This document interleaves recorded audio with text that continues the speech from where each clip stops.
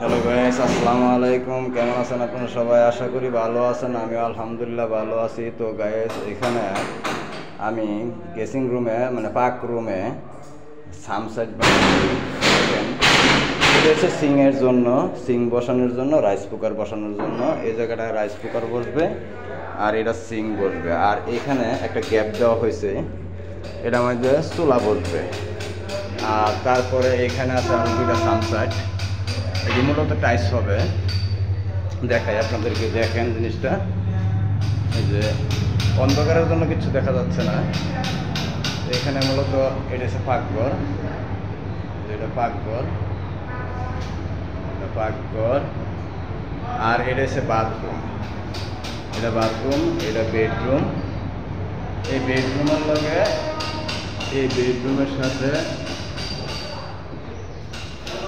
এই বেডরুমের সাথে ওই লোকে এই বাথরুমটা আর এই পাকঘরটা আর কি।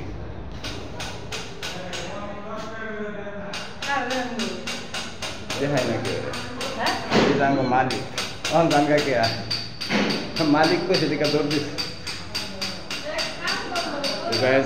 যদি ভুল থাকে ভালো হয়, ভুল থাকলে কমেন্ট করবেন, ভালো হইলেও কমেন্ট করবেন, পাশাপাশি ফলো করে দেবেন। ওকে, আসসালামু আলাইকুম।